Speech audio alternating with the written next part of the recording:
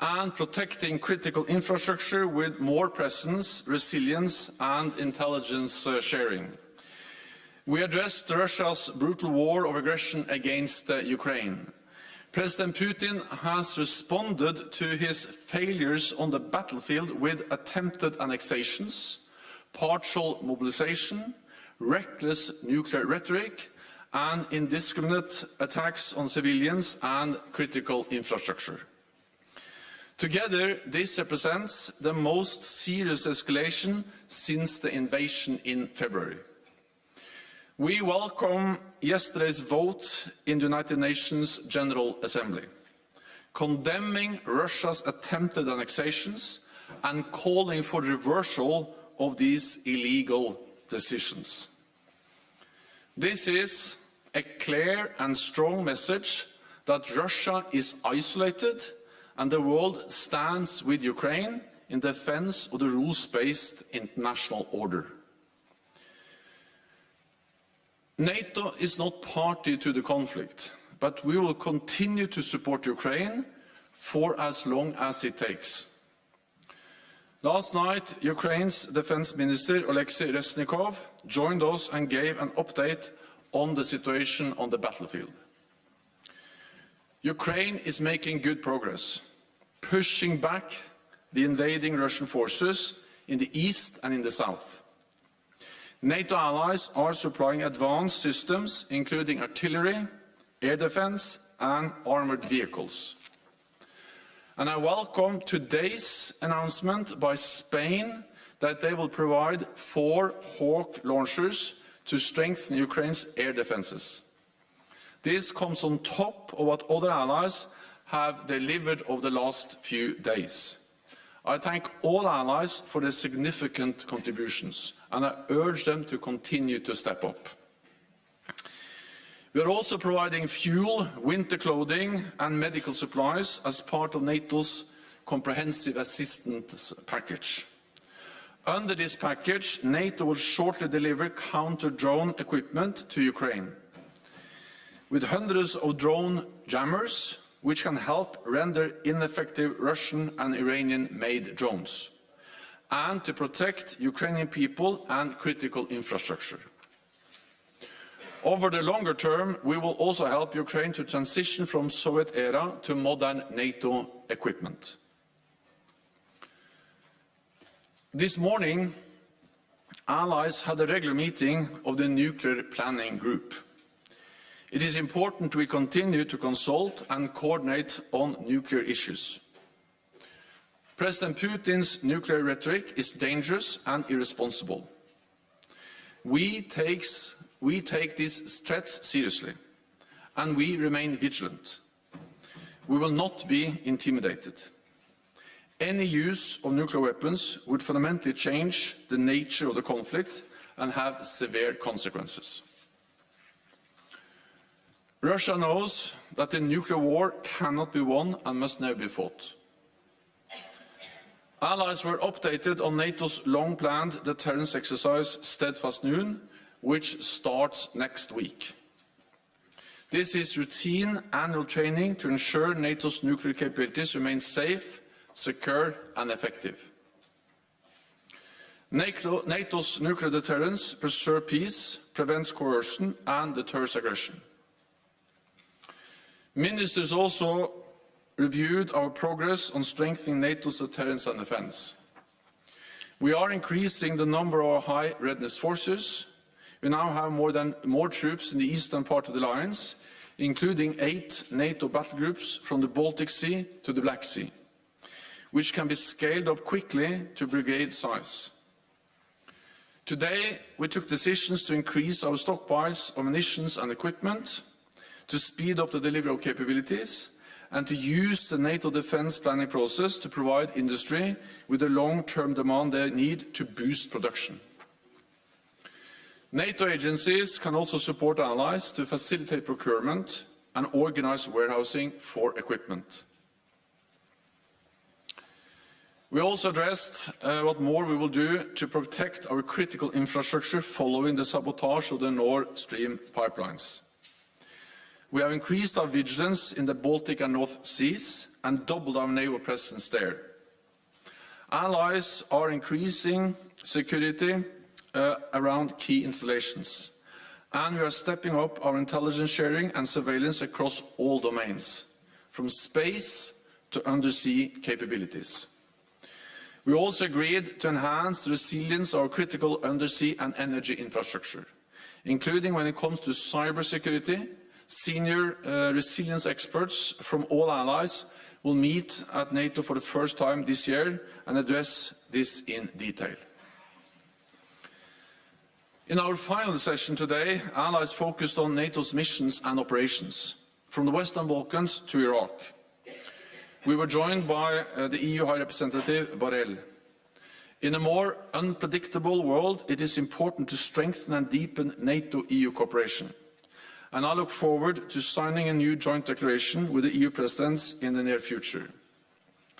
In Bosnia and Herzegovina, NATO continues to support the EU-led Operation Althea. And in Kosovo, NATO's KFOR mission maintains a safe and secure environment in line with its UN mandate. In recent months, we have seen tensions flare up on multiple occasions. All parties must behave responsibly, show restraint and avoid violence. The EU facilitated dialogue between Belgrade and Pristina is the only way forward, and KFOR stands ready to intervene if required. In Iraq, NATO remains committed to our training mission, helping the security forces to suppress terrorism. NATO remains strong and vigilant, ready to face any threat from any direction. And with that, I'm ready to take your questions. We'll start with Sky, lady in white. Yeah. Thank you very much. Thank you, Secretary General.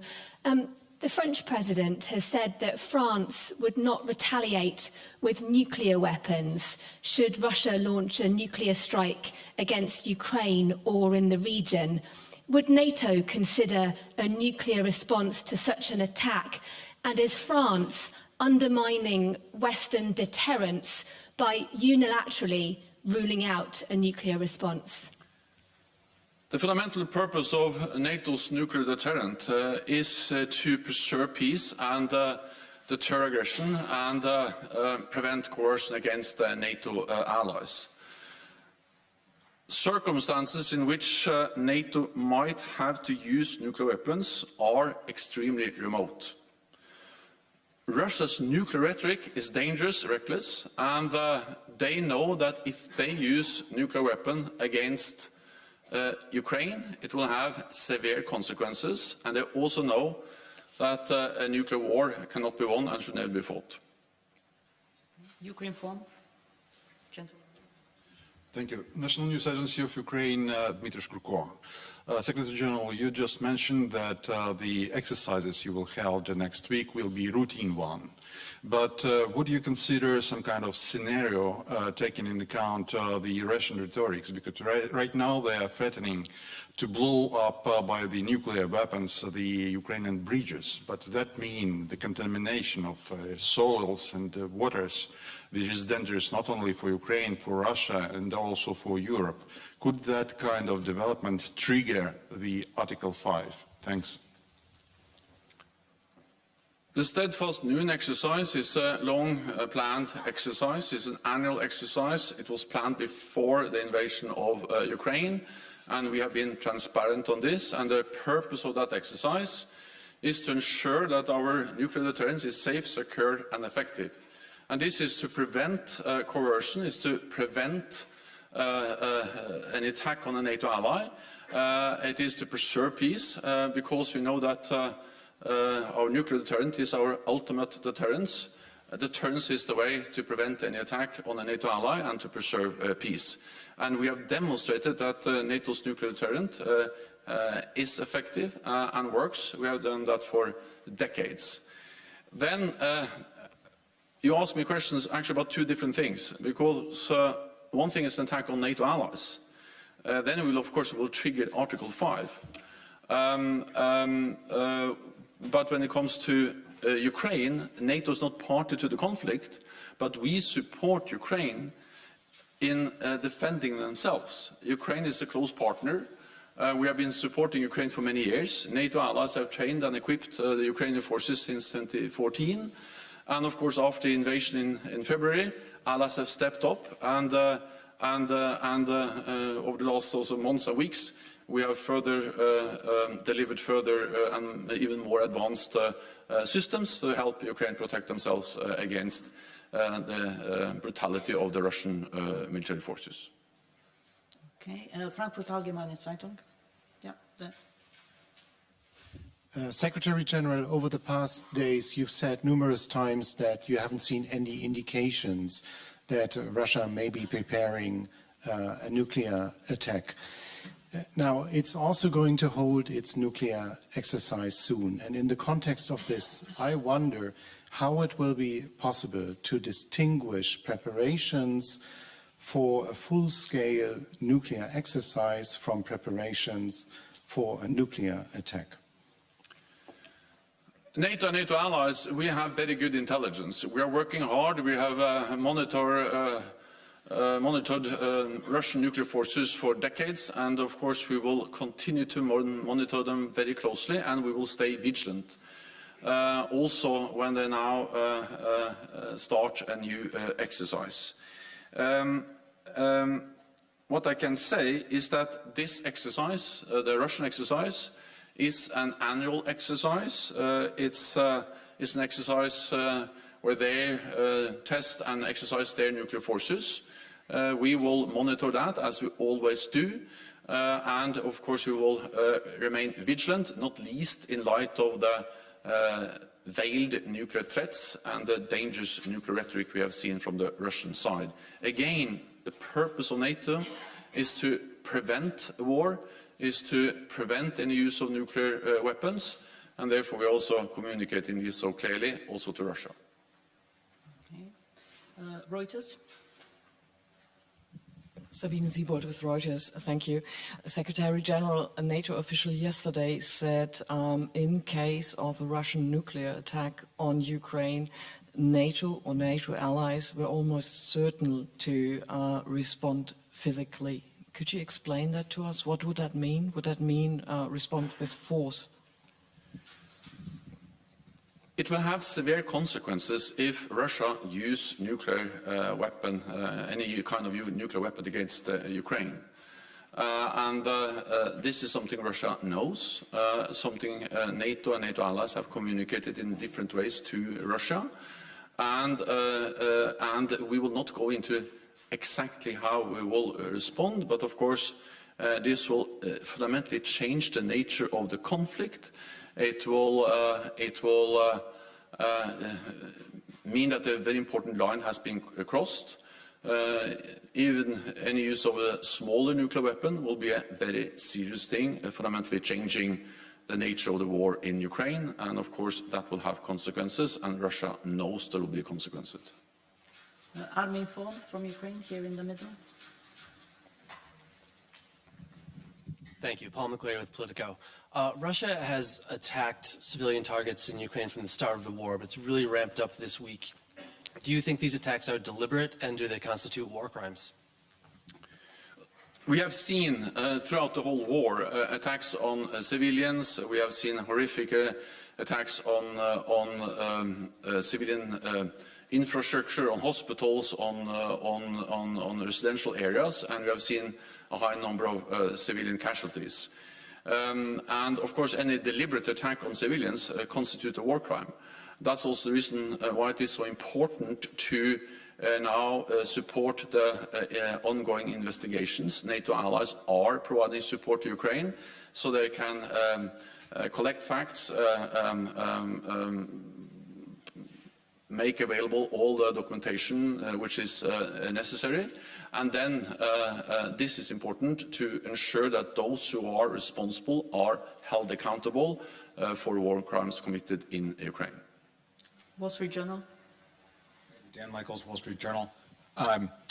Winter is going to make war fighting hard for both sides.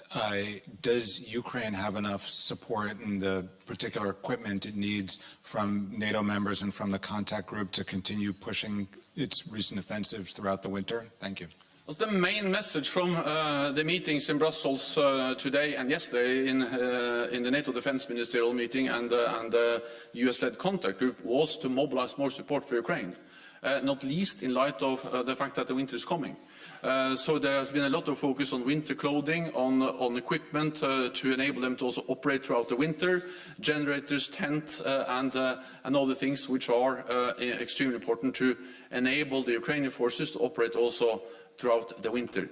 Then I think I will leave it to the Ukrainian commanders to comment exactly on how they will operate, but our task is to enable them to also be able to conduct meaningful operations throughout the winter and continue to supply them with everything from fuel, winter clothing, tents, to advanced weapon systems, air defense, armored vehicles, and advanced artillery. Okay, we'll now go to Army Inform Ukraine. Gentleman with glasses. Yes, good afternoon, Igor Brylyan, Army Inform. What will NATO do to help to protect Ukraine's civilian infrastructure and the military to outlast the war? Well, NATO will step up what NATO and NATO allies and partners have now done for several months. We have already delivered unprecedented support to Ukraine. And this has helped the Ukrainians to make the gains they have made over the last weeks in the war against the invading Russian forces. Of course, the victories we have seen in Kharkiv and in Kherson, they belong to the brave Ukrainian soldiers. But the support that NATO and NATO allies and partners have provided has enabled them to make these gains. And we will continue and deliver even more ammunition, weapons, and also, of course, air defense systems, partly to protect their forces, the critical infrastructure, but also to protect civilians. I trust that the Ukrainian commanders know how to best utilize the different air defense systems we are delivering. But you have to understand that just over the last few days, we have had announcements and deliveries from countries like the United States. Germany just announced actually delivered a very advanced air defense system. Spain announced a new delivery of Hawk air defense launchers today. And France has announced more air defense to Ukraine, so as also the Netherlands and many other countries. So just over the last few days, we have seen that when we mobilize, when we call on NATO allies to do more, they're actually doing more. And that's making a huge difference. And that was also the main topic we discussed with Defense Minister Resnikov. And of course, he calls on us to do more. I call on allies, we all call on allies, and allies are now digging deeper into their stocks to be able to provide more support to Ukraine. At the same time, the deeper we dig into existing NATO stocks, the more important it is that we also are able to ramp up production. So that has been the other main issue of the meetings today, is how to ensure that our industry are producing more, partly by utilizing existing production capacity more shifts, more weekend, more just to utilize existing investments more, but then there is also obvious need to invest more to expand the production capacity, so we are prepared for long haul, both to be able to replenish our own stocks for our own deterrence and defense, but also to enable us to continue to support Ukraine. ATV Kosovo, lady in black there. Thank you, Flaga Vitakul from Kosovo. Please, can you give us more details on what you discussed on Western Balkans, especially with regards to cooperation with European Union? First of all, the Western Balkans is a region in Europe where the European Union and NATO are working very closely together. Of course, we work together in Bosnia-Herzegovina, where NATO supports the EU-led Operation Althea. We all work hard for an extension of the UN mandate for that operation.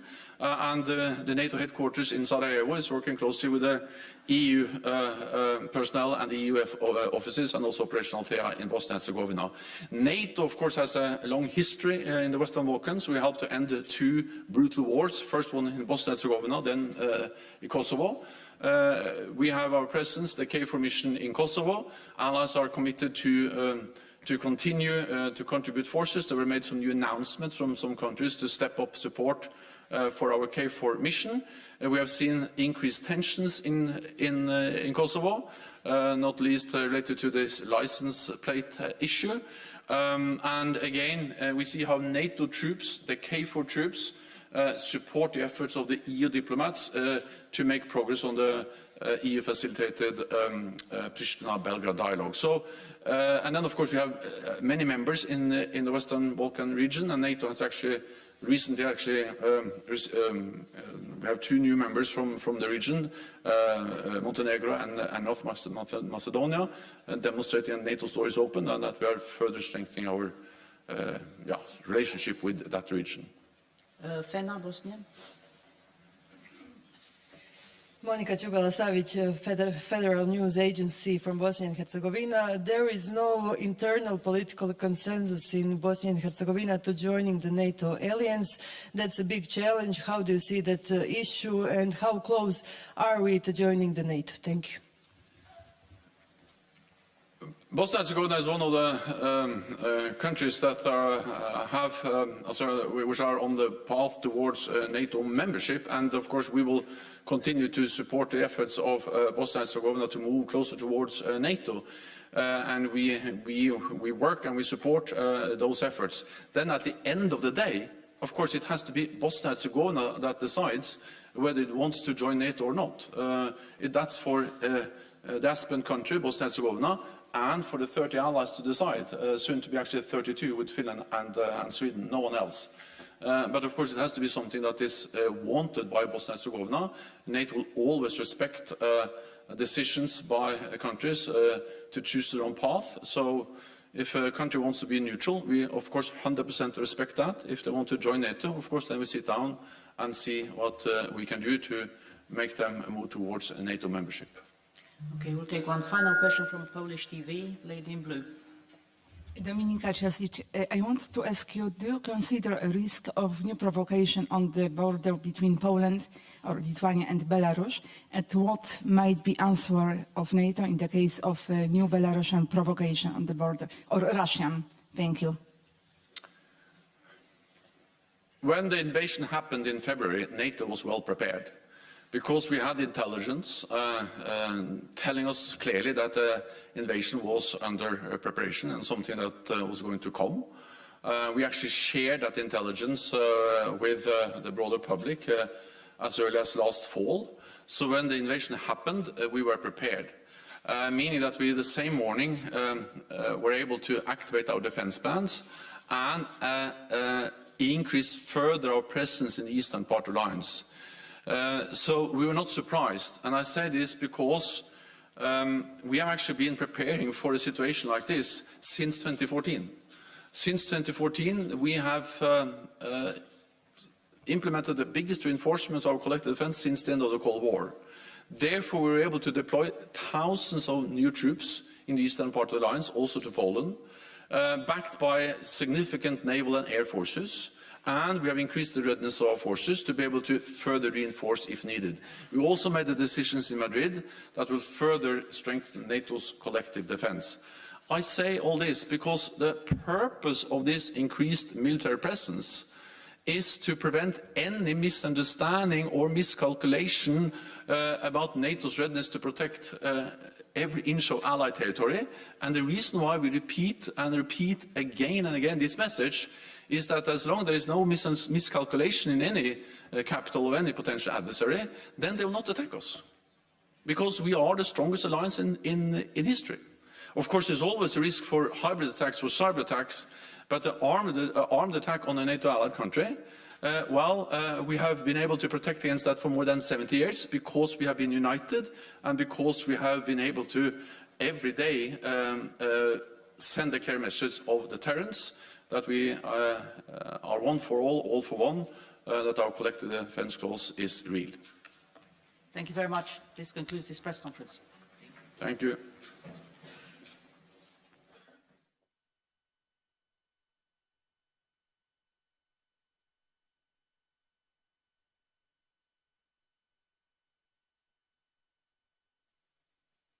you